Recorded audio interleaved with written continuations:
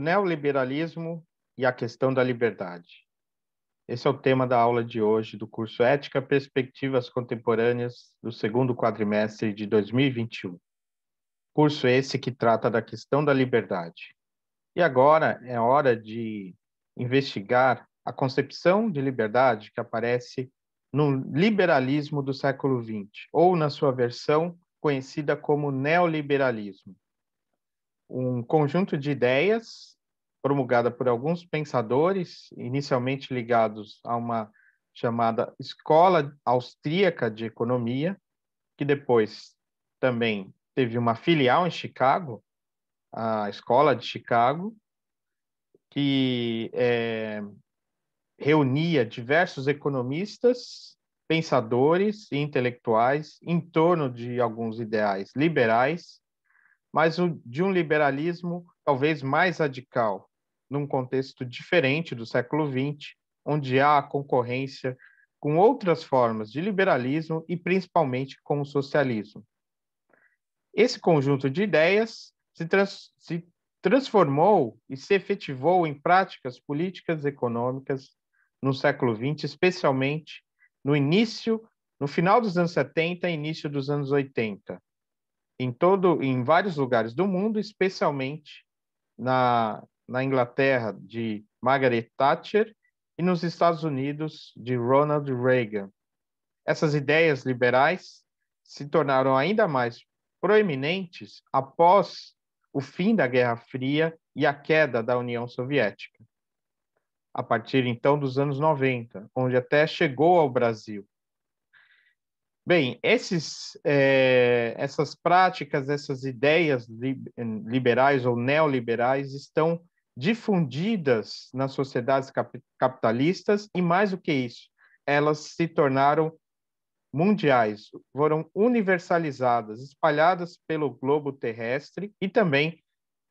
por conta disso, se fala em globalização, especialmente a partir, então, do fim do século XX. Então, na discussão sobre a noção de liberdade que está presente nesse ideário neoliberal que nós dedicaremos à aula de hoje. Como sempre, vou apresentar aqui algumas ilustrações que têm como objetivo dar um fio condutor para essas aulas, trazendo aí algumas referências teóricas, algumas citações, alguns dados e informações. Na aula síncrona da terça-feira, nós tivemos a oportunidade de apresentar 3 ou 4 referências fundamentais do assim chamado neoliberalismo. Entre elas, o Robert Nozick, que publicou nos anos 70 um livro chamado Anarquia, Estado e Utopia, e formulou as bases filosóficas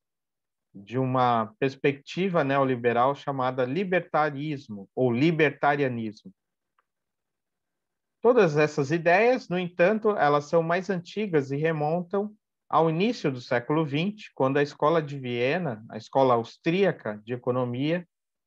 apresentou o assim chamado uma teoria econômica, né, que se colocava como alternativa às teorias econômicas socialistas e depois e contrárias a qualquer tipo de intervenção do Estado na economia, né? E por isso formando uma escola própria. Bem, antes de falar do Nozick e dos neoliberais, né, vale a pena resgatar um pouco a história do liberalismo que estamos acompanhando no percurso desse curso, deste quadrimestre. Nós vimos em Locke a afirmação de uma filosofia política centrada na noção de propriedade como um direito inalienável e que constitui a base do contrato social que será feito e apresentado na teoria política de Locke, que é considerada a teoria política fundadora do liberalismo clássico. A ideia que vai ser resgatada ou atualizada pelos pensadores neoliberais é a ideia presente já em Locke e desenvolvida pelos economistas ingleses clássicos de que haveria já uma economia comercial que funciona independentemente de um poder político, de um Estado. E essa é a ideia lockeana presente na sua concepção de estado de natureza. Já há uma certa economia comercial. Ao contrário do que dizia Hobbes, que afirmava a impossibilidade de uma prosperidade sem um Estado político, Locke acredita que a economia já funciona na ausência de um Estado político, né? E não apenas funciona, como funciona muito melhor, né, quando há menor centralização, quando não há uma interferência de uma instituição política, do que há mais, né, prosperidade, maior crescimento econômico, maior riqueza, maior produção de riqueza do que outros modelos não liberais. Então, no parágrafo 37 do seu segundo tratado sobre o governo, o Locke afirma que aquele que se apropria da terra mediante seu próprio trabalho não diminui, mas, pelo contrário, aumenta as reservas comuns da humanidade, produz riqueza, né? É isso que o Locke afirma nessa passagem. E,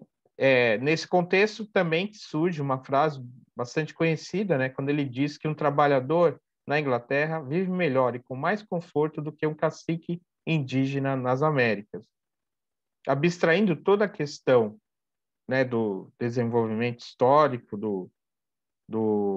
da civilização europeia em comparação com a civilização indígena nas Américas anterior ao assim chamado descobrimento, o Locke vê a origem da riqueza europeia nessa concepção de liberdade baseada no trabalho da propriedade privada. Portanto, a propriedade privada é o centro, o principal conceito do seu segundo tratado sobre o governo e de sua própria concepção política e econômica, que vai, portanto, dar as bases de um pensamento político liberal e também vai formular algumas bases que estarão presentes no pensamento econômico liberal. Então, a passagem em que ele afirma a questão da propriedade é o capítulo 5 do seu segundo tratado sobre o governo. Ele afirma: embora a terra e todas as criaturas inferiores sejam comuns a todos os homens, cada homem tem uma propriedade em sua própria pessoa. A esta ninguém tem qualquer direito senão ele mesmo. Podemos dizer que o trabalho de seu corpo e a obra das suas mãos são propriamente seus.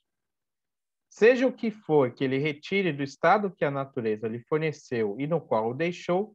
fica-lhe misturado ao próprio trabalho, juntando-se-lhe algo que lhe pertence, e por isso mesmo tornando-o propriedade dele. Retirando-o do estado comum em que a natureza o colocou, anexou-lhe por esse trabalho algo que o exclui do direito comum de outros homens. Desde que esse trabalho é propriedade indiscutível do trabalhador, nenhum outro homem pode ter direito ao que for por ele incorporado, pelo menos quando houver bastante e igualmente de boa qualidade em comum para terceiros. Portanto, Locke afirma a propriedade como um direito e também, ao longo da sua obra, como a fonte da riqueza, sendo, portanto, a instituição do Estado, mediante um contrato social, a ação necessária para garantir, para assegurar o direito à propriedade. Por isso, ele afirma, no segundo tratado, no parágrafo 124, o fim maior e principal para os homens unirem-se em sociedades políticas e submeterem-se a um governo é, portanto, a conservação de sua propriedade.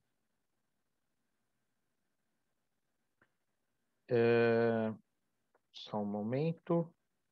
Bem, como se dá a passagem, né, dessa concepção clássica, original, que surge no final do século XVII com Locke, que se torna predominante no século XVIII com as revoluções burguesas que clamam por divisão dos poderes e respeito aos direitos individuais, até o liberalismo atual, chamado de neoliberalismo, né? Nós vimos com Stuart Mill, especialmente, um novo liberalismo em que, num cenário político alterado, aparece a classe operária politicamente articulada, reivindicando direitos e direitos de participação política, né, por meio da possibilidade de voto e melhores condições de trabalho. Bem, isso aconteceu ao mesmo tempo em que, por meio da Revolução Industrial, a economia de mercado foi se consolidando, né, e promovendo uma riqueza, um crescimento econômico nesses países econômicos, especialmente na Inglaterra, né, entre os séculos 17 e 19, né, representou a Inglaterra, o Reino Unido, o país, né, que mais crescia economicamente falando, que mais produzia riqueza, né, a ponto de dominar, digamos assim, a geopolítica ocidental, pelo menos, e também, né, se expandindo para várias outras partes do mundo. Bem, se surge um novo liberalismo, com Stuart Mill, um liberalismo que tenta ser mais sensível às reivindicações sociais da classe trabalhadora, no século XX, né, nós temos também, a partir da Revolução Russa de 1917, o socialismo como um adversário das ideias liberais, né? Então, nós temos, digamos assim, o socialismo, a esquerda, defendendo a expansão mais radical dos direitos levantados pelas revoluções burguesas, que tendiam justamente a expandir a reivindicação de direitos para as áreas social e econômicas, ao reivindicar, né, a maior participação nos bens criados, nas riquezas criadas por esse sistema capitalista, e mais ao centro, digamos assim, liberais sociais como Stuart Mill, que tentavam ser sensíveis a essas reivindicações, sem, no entanto, abandonar os princípios do seu liberalismo. Então, no século XX, surge essa oposição. E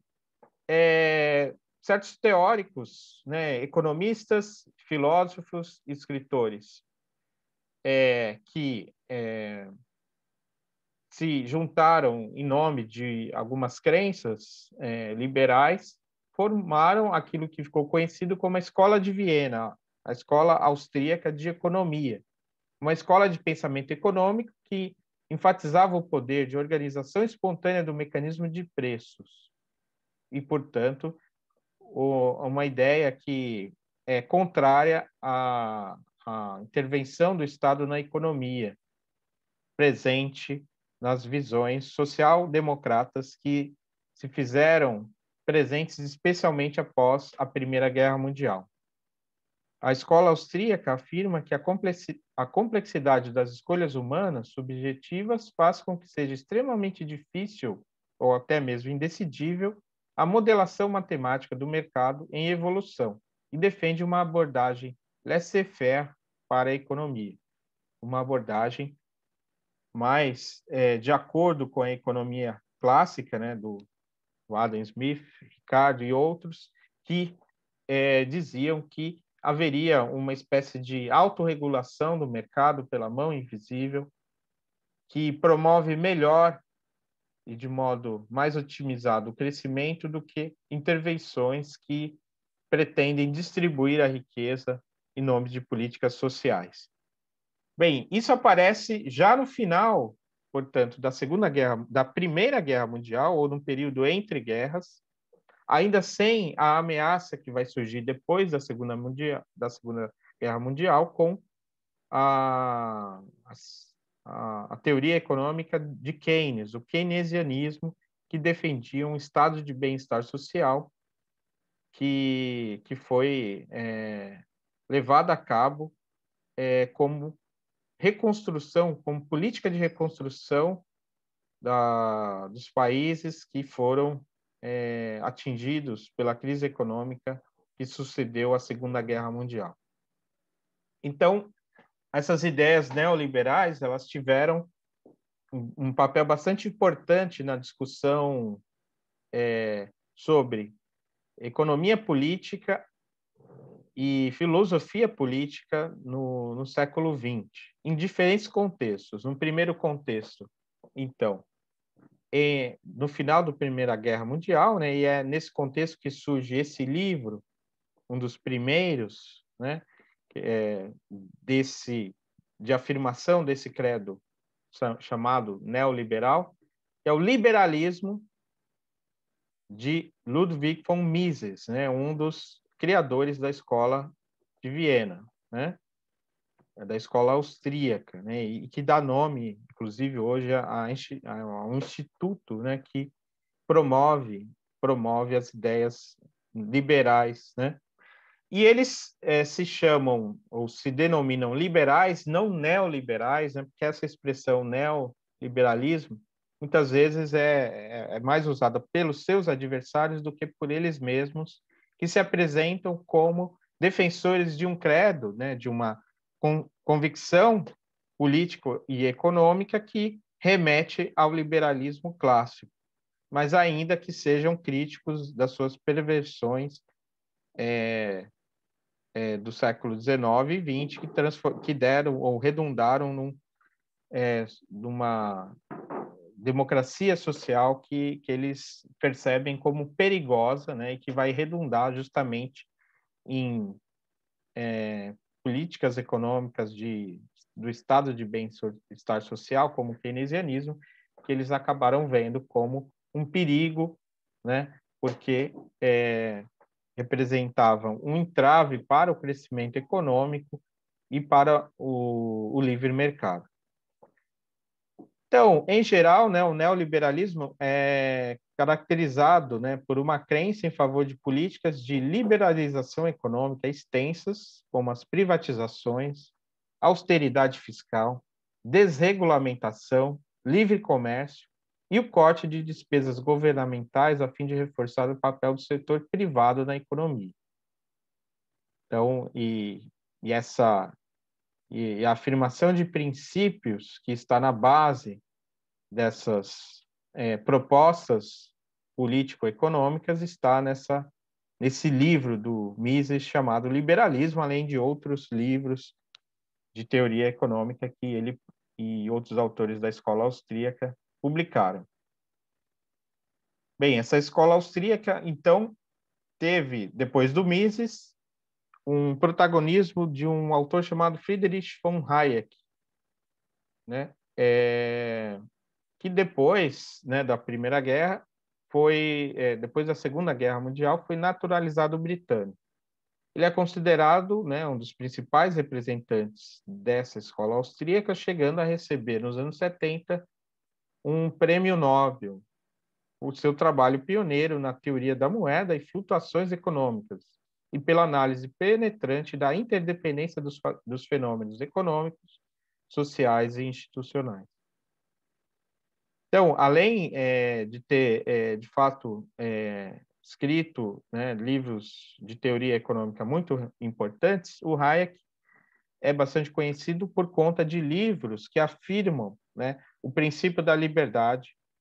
contra, né, a ideia de uma economia planificada e contra, portanto, o socialismo. Muito popular ou muito difundida foi essa obra chamada O Caminho da Servidão, uma obra escrita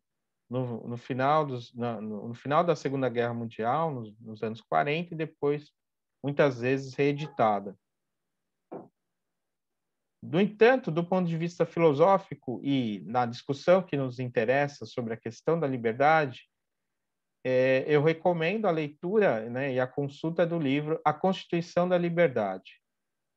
livro que foi publicado nos anos 80, ou melhor, em 1960. O livro foi publicado em 1960, teve várias reedições, né? Inclusive a tradução brasileira contém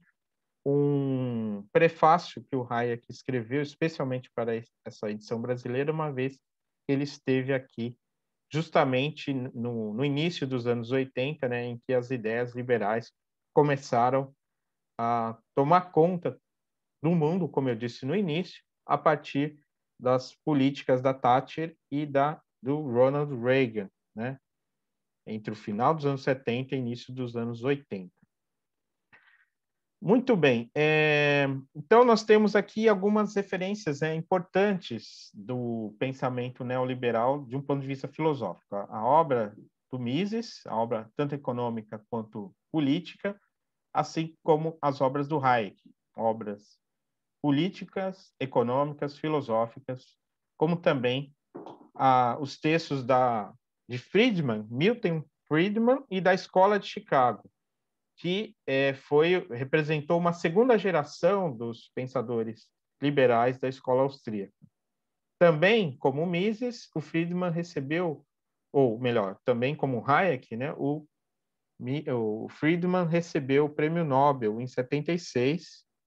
né, num período em que, de fato, as teorias econômicas e políticas neoliberais começaram a se fazer bastante presentes, né? Elas que, como eu disse, já estavam ou foram formuladas nos anos 20, mas a partir dos anos 70, com a crise do keynesianismo, a crise do estado de bem-estar social, a crise do petróleo no início dos anos 70, né, que vai redundar até, de certa forma, na guerra de Israel dos anos 70 e um período de muita crise no capitalismo ocidental, que vai fazer com que essas ideias neoliberais que buscam rever as políticas keynesianas de um Estado mais voltado, né, a algumas preocupações sociais, essa teoria neoliberal, então, começa a tomar conta da mente dos economistas e se torna políticas de Estado, né, em alguns países periféricos, né, como o Chile, né, e depois nos Estados Unidos e na Grã-Bretanha com a Thatcher. Depois, né, nós vamos ver também, a partir de uma crítica de economia política, também essas ideias, né, depois, especialmente com o fim da União Soviética, elas passam a ser também admitidas por países como a Rússia e a China, que desenvolvem um capitalismo de Estado, inicialmente, mas com algumas matizes neoliberais, né, que promoveram uma nova forma de produção de riqueza e crescimento econômico. Bem, de um ponto de vista filosófico, se desenvolve também uma certa ética da liberdade, o libertarianismo, que tem na figura de Murray Rothbard um dos seus principais promotores, né? Ele, né, assim como Nozick, né, é um dos teóricos fundamentais do assim chamado anarcocapitalismo, né? A ideia de que a economia funciona melhor, o capitalismo se dá melhor, quanto menor é o papel do Estado, chegando até a elaborar um pensamento utópico de supressão do Estado, quando a riqueza e o crescimento econômico e espiritual forem tão grandes que seria possível agir, né, no mundo de forma tão livre, a não mais se obrigar a se colocar, né, sob o jugo de um Estado coercitivo, né? Esse é o credo e talvez a utopia neoliberal, que é uma utopia, curiosamente, também compartilhada, embora em outra direção, pelo pensamento comunista, a ideia de que o Estado seria apenas uma fase intermediária para uma fase futura onde não haveria Estado e a liberdade poderia, então, ser plenamente assegurada. Porque é isso que interessa para o pensador liberal, ou especialmente para o pensador neoliberal, né? Que é a afirmação da liberdade como a ausência de coerção, como um conceito negativo, como uma concepção da liberdade negativa contra qualquer tipo de limitação, sendo a limitação ou a coerção necessária somente se a sua ausência, a ausência de coerção, for um risco para a própria liberdade. Essa ideia, né, essa afirmação de uma liberdade negativa, que já estava lá presente no Stuart Mill, e que depois foi colocada em evidência por Isaiah Berlin, é exacerbada pelos teóricos neoliberais, de modo a limitar, né, ou a colocar fora de perspectiva, ou mesmo com um pensamento a ser derrotado, qualquer concepção de liberdade que represente uma extrapolação desse conceito negativo de liberdade como mera ausência de coerção. Isso, né, em todos os âmbitos da ética, da política e da economia. E é isso, então, que vai estar presente no pensamento desses filósofos, né? Eles vão todos elaborar teorias político-econômicas que devem, né, apontar para essa ideia de um Estado mínimo, praticamente de uma anarquia, né, um Estado minimamente necessário justamente para a afirmação da liberdade, né? O que vai também ter consequências do ponto de vista da teoria da justiça na afirmação contrária a um tipo de redistribuição de riqueza que representaria um limite à liberdade do indivíduo empreendedor, né? Então, se por um lado o Nozick, nessa obra, né, de 1973, Anarquia, Estado e Utopia, ele pretende refutar o anarquista defendendo a necessidade de um Estado, ainda que mínimo, ele, por outro lado, vai encontrar um anarquista ao partilhar da sua utopia de uma máxima liberdade, ainda que essa máxima liberdade ainda precise de um Estado minimamente presente para garantir a segurança justamente do usufruto daquela riqueza alcançada pelo trabalho. Agora, a distribuição da riqueza numa sociedade ela não deve se dar de modo coercitivo, como pretende afirmar o igualitarismo, o liberalismo igualitário, o liberalismo social, seja ele na sua versão utilitarista, do Stuart Mill e do keynesianismo, seja ele na sua formulação igualitarista kantiana, como John Rawls, na sua obra Uma Teoria da Justiça, de 1971. Para Nozick, a redistribuição seria uma espécie de roubo se ela se dá sem o consentimento do sujeito. Daí ele elabora a teoria, né, de que o Estado existe para evitar que alguém interfira nos direitos básicos de cada um, a vida, a propriedade. Para Nozick, o fato de alguém ser forçado a contribuir para o bem-estar de outra pessoa é uma violação de direitos. E aí ele utiliza, né, um exemplo, né, de um jogador de basquete dos anos 70 chamado Wilt Chamberlain, né, que era uma espécie de Shaquille O'Neal da época, né,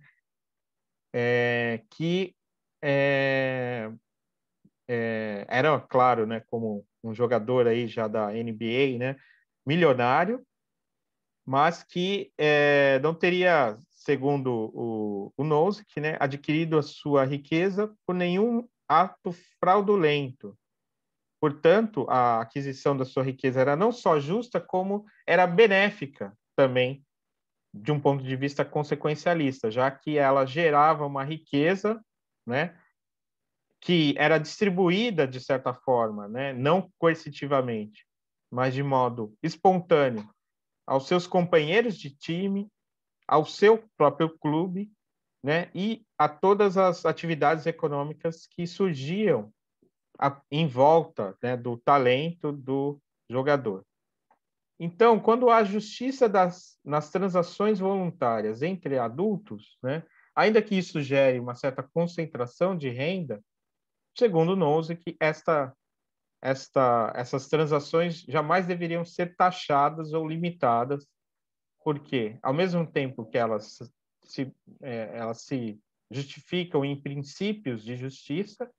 nos direitos dos indivíduos, elas também promovem uma riqueza, né? E promovem a riqueza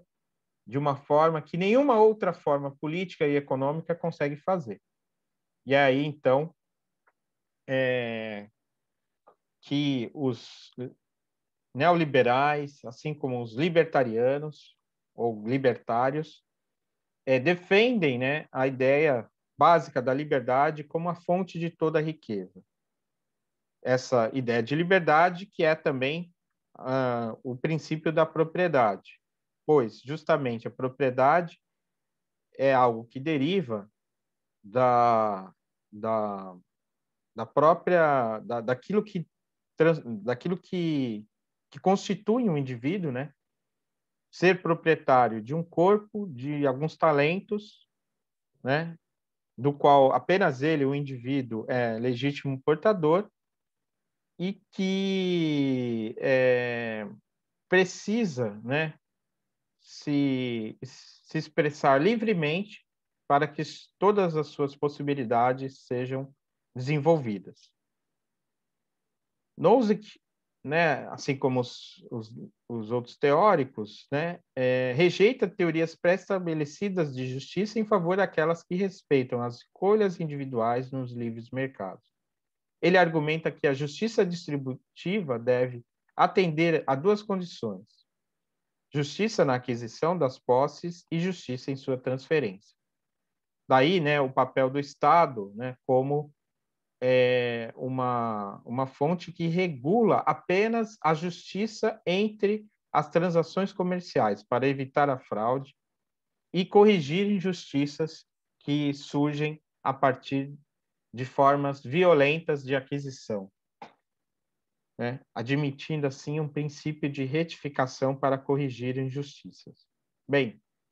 os críticos do Nozick, né, vão dizer que se a gente fizer um princípio de retificação e pudéssemos avaliar, né, ou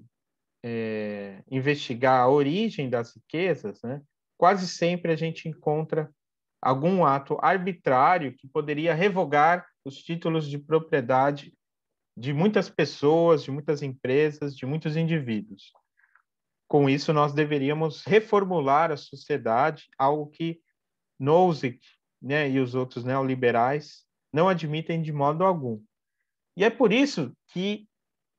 em geral,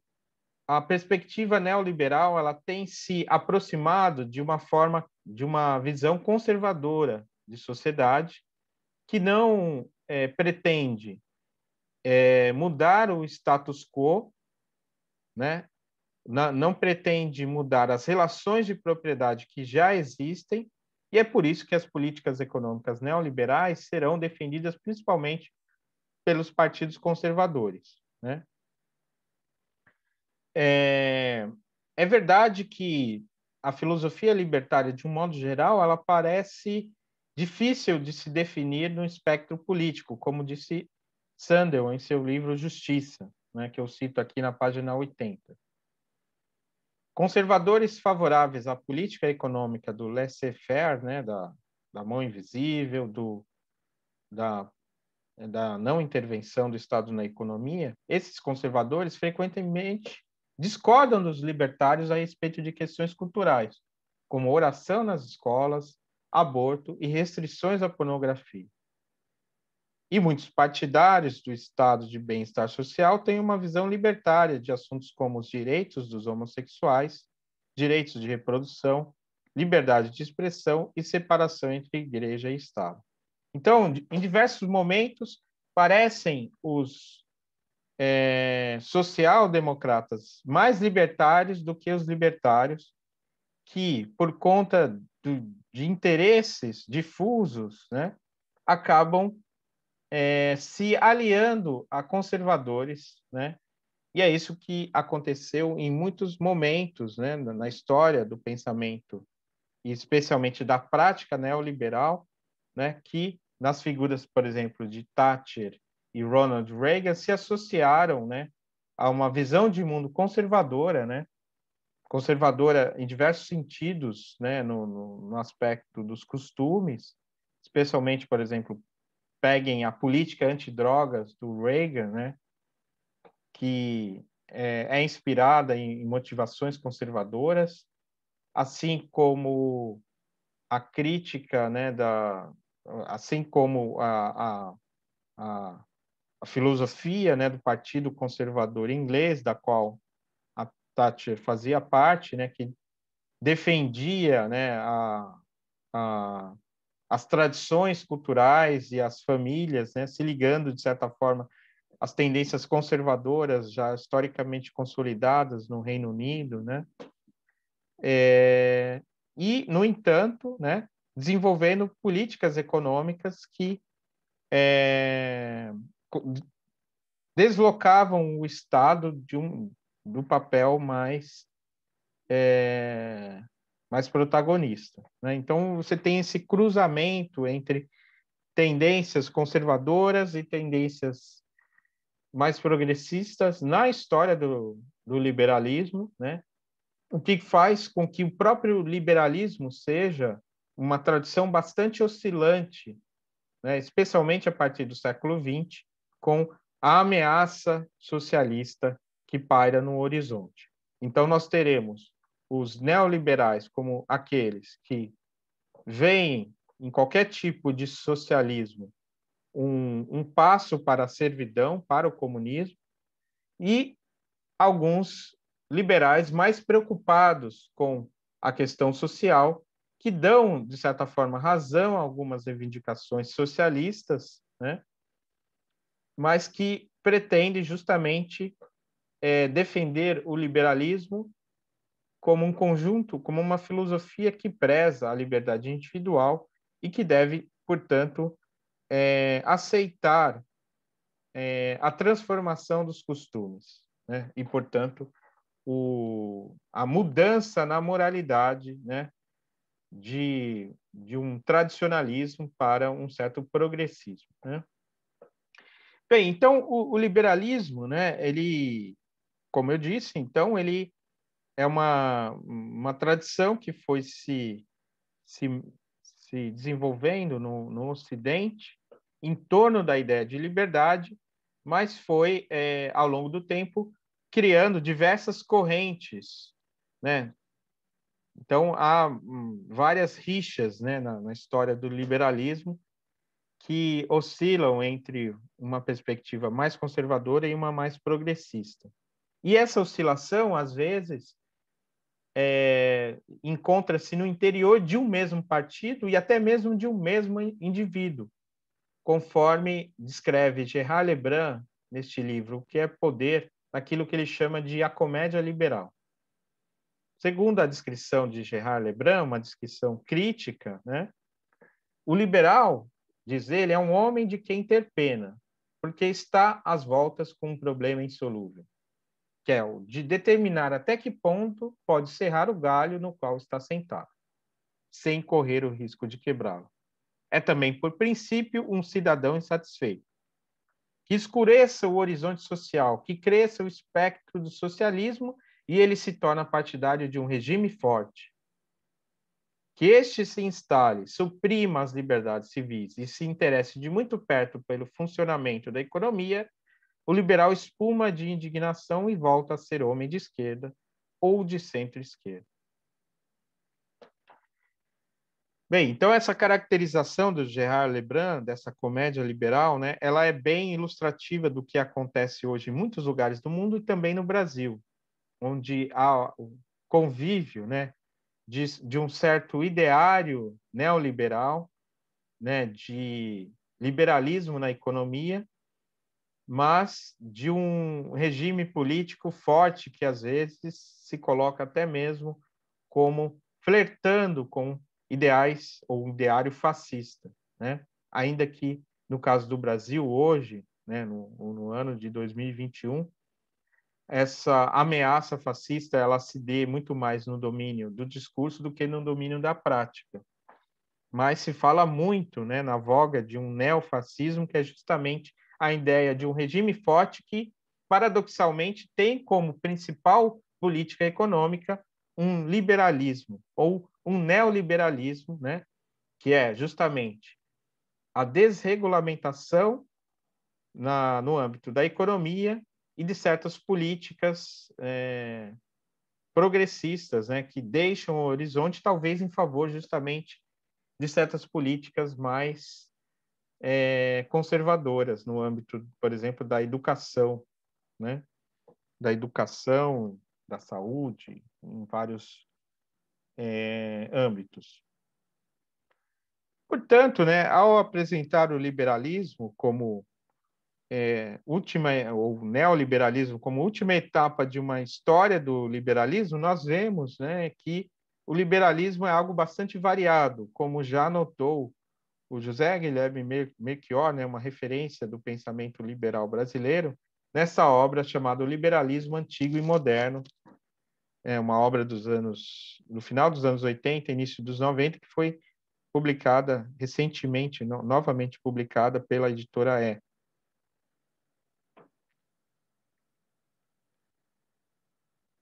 Na conclusão do seu livro, José Guilherme Melchior afirma: há vários tipos históricos de credo liberal, e não menos significantes, várias espécies de discurso liberal. Tal diversidade parece decorrer principalmente de duas fontes. Em primeiro lugar, há diferentes obstáculos à liberdade, o que assustava Locke. O absolutismo já não era, obviamente, o que assustava Mill ou ainda Hayek. Em segundo lugar, há diferentes conceitos de liberdade, o que permite uma redefinição periódica do liberalismo. E é nesse sentido, então, que o Melchior vai fazer também a história do liberalismo, passando pelo liberalismo clássico dos séculos 18 e 19, né, que tem as suas raízes no pensamento moderno no século 17, né, para chegar no século 19 em vários liberalismos, né, no social liberalismo, né, de um autor como o Stuart Mill, até que vai, né, depois no século XX, se colocar como um liberalismo de esquerda em pensadores como Kelsen e Keynes, ao liberalismo conservador, de autores como Spencer, no século XIX, Remusat e Renan, na França, e, e Max Weber, né, no início do século XX, na Alemanha. Ele também fala do liberalismo conservador, né, na sua perspectiva, de Benedetto Croce, na Itália, e de Ortega y Gasset, na Espanha. Né? E no século XX nós temos, né, por um lado, esse liberalismo de esquerda de autores como Kelsen e Keynes, e os neoliberalismos, como neoliberismo, que ele chama, que são esses autores neoliberais que nós citamos, né, agora há pouco. Né? Esses autores, né, eles são, portanto, aqueles que vão defender ou serão a fonte teórica das práticas político-econômicas que terão lugar, então, entre o final dos anos 70 e início dos 80, num mundo que, a partir dos anos 90, fica globalizado e que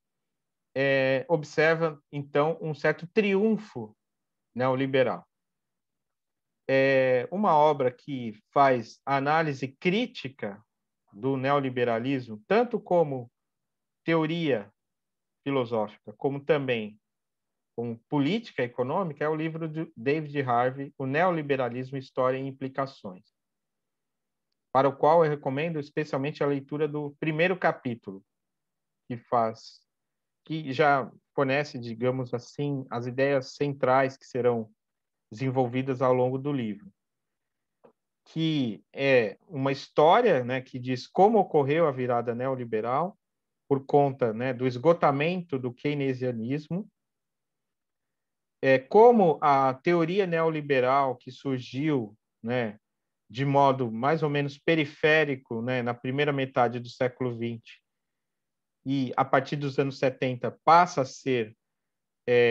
as ideias principais, né, digamos assim, a base teórica de um consenso, e como o neoliberalismo, como política econômica, significou o poder de uma classe, ou a reconstituição do capitalismo mundial por uma nova classe, né? Que não é simplesmente a classe burguesa ou a classe dos proprietários dos meios de produção, como a crítica marxista, né, que foi baseada, é claro, num outro estágio do capitalismo, no estágio do capitalismo mais industrial, produtivo, que agora nós temos o domínio do mercado financeiro, né, o domínio da moeda, o domínio da financeirização, né? É o capitalismo financeiro, né? E é por isso que, né, na capa deste livro nós temos aí de modo bastante ilustrativo o globo terrestre como uma moeda, porque justamente é o domínio de uma teoria econômica monetarista, né, que foi formulada inicialmente pela escola neoclássica no século XIX e depois pela escola austríaca e a escola de Chicago no século XX, que deram origem, né, a certas políticas econômicas que representaram, segundo o Harvey e outros críticos, a ascensão de uma nova elite econômica, que é a elite do capital financeiro. E aí, né, toda uma discussão, então, sobre liberdade no interior mesmo do pensamento liberal, né, do qual vão surgir alguns críticos mencionados pelo Harvey, né, na quarta sessão desse capítulo 1, chamada As Perspectivas da Liberdade, que depois vai ser retomado no capítulo final, que tem como título justamente As Perspectivas da Liberdade. Bem, portanto, eu fiz aí, nesta aula, um recorrido, né, um recorte aí, né, apresentando, de modo geral, algumas ideias que estão presentes difusamente em diversos autores que são caracterizados como neoliberais e que serão os autores que formulam os princípios básicos da filosofia do neoliberalismo, que não é apenas uma filosofia, tal como formulada por esses autores que eu mencionei, da escola austríaca, né, o Mises e o Hayek, e posteriormente Rothbard e a escola de Chicago, com Milton Friedman, mas é também a política econômica assumida pelo capitalismo mundial a partir dos anos 70, expressado nas políticas econômicas do governo Thatcher na Inglaterra e o governo, a gestão Ronald Reagan nos Estados Unidos nos anos 80. E é também esse modelo político-econômico que foi desenvolvido também no Brasil a partir dos anos 90, com o Collor, para muitos também com o Fernando Henrique Cardoso, né, como continuação, né, do que ocorreu com o governo Collor, por meio de privatizações e desregulamentação, que sofreu, digamos assim, um influxo keynesiano, social-democrata nos anos do governo Lula e que surge novamente na política econômica do governo Bolsonaro, né, na figura do Paulo Guedes, que é um economista, né, formado pelas ideias de Chicago, né? por essas ideias neoliberais que eu descrevi aqui em termos gerais nesta aula. Na continuação desta aula, nós vamos investigar mais criticamente alguns princípios da filosofia neoliberal e como o neoliberalismo ele não é apenas uma filosofia ou uma política econômica, mas ele se transforma também num modo de vida que influencia o coração e a mente das pessoas nas práticas econômicas e profissionais que nós temos hoje no século XXI. Práticas essas que configuram uma nova crise da liberdade, como chama o filósofo coreano Byung-Chul Han, que é típica das sociedades neoliberais, e isso de uma forma globalizada que temos hoje em dia, né, no cenário econômico mundial. Portanto, nós estamos aqui, né, depois de debater várias correntes filosóficas tradicionais que vieram desde o século XVII e XVIII, desde o Iluminismo e do liberalismo clássico, que desembocam nesse ideário neoliberal que é constituído não apenas por filósofos e teóricos que se chamam ou se caracterizam como liberais ou neoliberais, mas como uma forma de vida, como uma filosofia ou como uma mentalidade da nossa época, que será objeto de uma crítica por diversos autores e por diversas perspectivas políticas que pensam em novas formas de luta e de emancipação das opressões existentes nessa crise da liberdade que é diagnosticada, então, por muitos teóricos. E é, então, rumo a essas discussões que nós nos reencontraremos nas próximas aulas, que pretendem, então, debater aí os paradoxos da liberdade no neoliberalismo, na era neoliberal que vivemos. Até lá.